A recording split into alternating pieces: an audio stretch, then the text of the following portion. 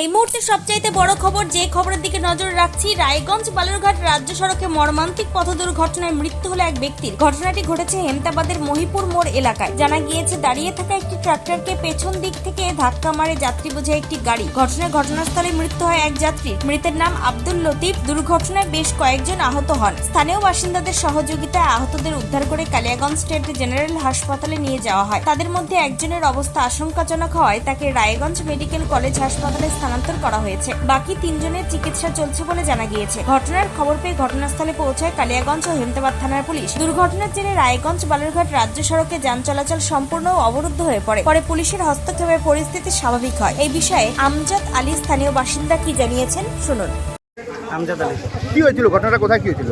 টুন্ডা মোড়ে accident. Tractor ওই পিছনে এরা ট্রাক্টর নিয়েছিল আর পিছনে জাইলো গাড়ি এসে ঠুকেছে। ও গাড়ি ওভার স্পিড ছিল খুব গাড়ি। গাড়িটা কোন দিক থেকে কোন দিকে যাচ্ছিল? ওই গাড়ি রায়গঞ্জ থেকে আসছিল আর এর গাড়ি ভাটা থেকে ভাটাতে মাটি মারছিল। মাটিতে মাটি মারছিল। কতজন মোটামুটি আহত? মোটামুটি 5 জন আছে আর একজন স্পট ডেথ। যে এদের নাম পরিচয় জানা গেছে কিছু? ওর নাম কি লতিফ দা। ও আমাদের উপপ্রধান লতিফ দা ওর নাম। আর ওর ভাই রায়গঞ্জকে ট্রান্সফার করা হলো। আর বাকি 4 জন এখানে এখনো ভর্তি আছে হসপিটালে। যে মারা গেছে তার নাম?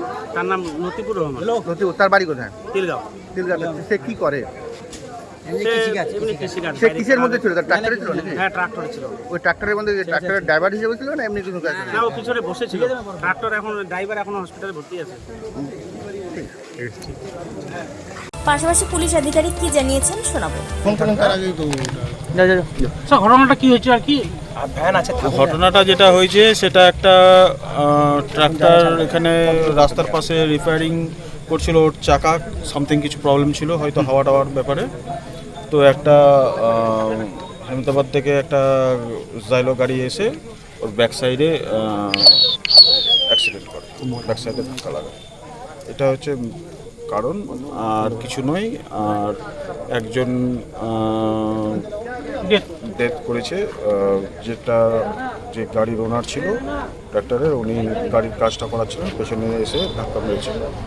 আর জাইলো গাড়িরও যারা ছিল তারা কিছুটা ইনজিওর্ড হয়েছে, হসপিটালে পাঠানো হয়েছে।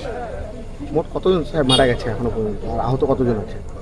আমাদের কাছে আপাতত খবর আছে একজন করে আছে। একজন মারা গেছে, একজন আহত হয়েছে, এই খবরই আছে। এখন তো রোড ক্লিয়ার আছে।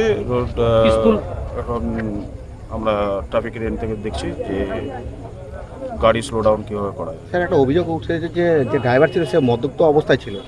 এখন দেখা যাক, ইনভেস্টিগেশনের ম্যাটার আছে এটা, ঠিক আছে। ঘটনাকে কেন্দ্র করে এলাকায় চাঞ্চল্য ছড়িয়েছে। দুর্ঘটনার কারণ খতিয়ে দেখছে পুলিশ। উত্তর দিনাজপুরের কালিয়াগঞ্জ থেকে সত্যেন মহান্তের রিপোর্ট, টাইমস 14 বাংলা।